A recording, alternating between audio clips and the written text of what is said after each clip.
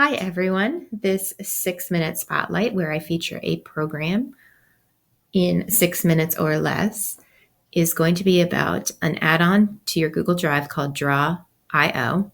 I will say that this is my first time using Screencastify extension, and it does not tell me how long I am speaking for, unlike previous screen recorders I've used. So hopefully it will be 6 minutes or less, but sometimes time flies when you are having fun. So Draw.io is a program that helps make charts, maps, and I am logged in as a student on a student Chromebook. So if I am capable of doing all of this as a student who have the most limited rights in our permissions in Google, then teachers should be able to do everything I'm doing as well. So this can be a tool that teachers use to prepare for their classroom. It can be a tool that students use as part of the curriculum as well. So we're going to start by going to Google Drive, and we need to actually add the extension in. So I'm going to click on New, and I'm going to click on More, and I have a very limited list here, but I'm going to click on Connect More Apps. I'm going to blame it if I go over 6 minutes on things just being slow today. Draw.io, even though most of the time they've been fine. So here it is. I'm going to go ahead and I'm going to click on it because that way, as I'm talking and working, you can kind of see some of the products that can come out of Draw.io. Hopefully at some point it will flash to the new ones. I'm going to go ahead and hit connect, and I do have to give it a permission, my permission to be added in. So I'm going to hit OK. And then it just kind of stops, but that's a good thing. So you can see a few more of those examples. I'm going to exit out. Now, if I go back to my Google Drive and I click on New, More, we're going to see Draw.io right there. So I'm going to go ahead and click on it. The first time you do this, again, it's going to ask for permission to work with your Google Drive, and that is totally fine. It's, again, one time only, so it won't take time next time. So over here on the left, you can see there are some different choices of things that have already been created. You can start with those. I tend to be a very start from scratch person, plus the fact that a lot of these look extremely overwhelming to me. This one might be okay. So I'm going to start with the basic one, and I'm going to go ahead and hit create. I'm going to authorize it. If it remembers me, it won't ask me to do that again, and I'm just going to hit allow. Okay, so now I'm going to be on a screen that shows a Draw.io board.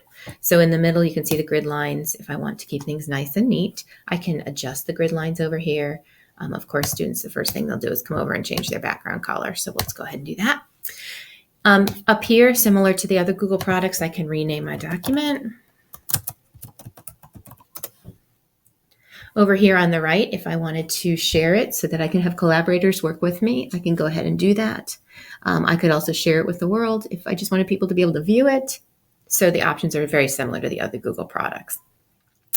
You don't need a whole lot of what's under these. The only thing I found is if you lose track of this little text, add text over here on the left, because you have so much stuff open, which we'll go over, I did notice that I could find it under arrange, which seems a little different to me, but under arrange was actually insert, and you could insert text that way. So if you want to just insert text without there being a shape behind it, that's a good way to do it. Okay, so over here on the left are all the shapes that we can add. The general ones by default are the ones that are open, but it's definitely worth some time to look through some of these on the side and see what other options are available. So if you click on them, they automatically will show up. Everything shows up in the top left corner, which I opened a text quite a few times, a text box, without realizing they were all layering on top of each other up at the top left because it's really tiny. So we can just add that. We move it with the 4 arrows. See how small the text is to begin with. When you get the 4-way arrow, you can move. Of course, you can stretch. The little thing right there lets you rotate if you want to do things sideways. Over here on the right, if I want to adjust my text, here's the choice of font, bold, italics, underline, etc., font color. So the same choices that would be available in other Google products or even any word processing or presentation software are there. So down here, I can keep going and show you all of them, but that would take way more than 6 minutes. So we're not going to go that far, but you will definitely see a lot of other choices down here. And you may see some shapes that ring a bell with you and you're like, hey, that would be a great way for me to give an example of this or something else. So just keep in mind that you have all these choices over here. I'm going to just pull a shape over so you can actually see a shape with text. So let's do decision. I like the diamond shape, probably because I like baseball. All right, so over here, again, I can add text. There's really no cursor. You just have to start typing and it shows up, which I also find a little hard to get used to.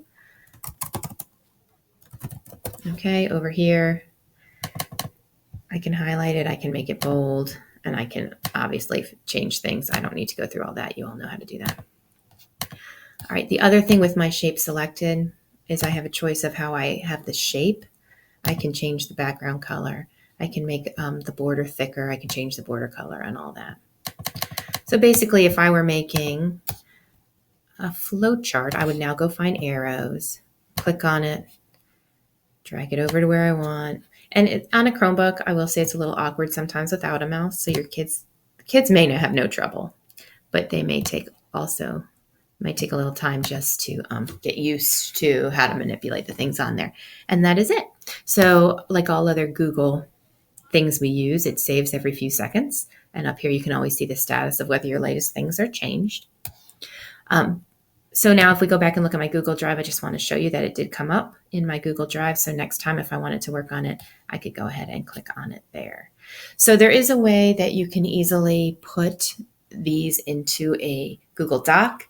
I am not going to show that in this video, but if you are interested, I can let you know.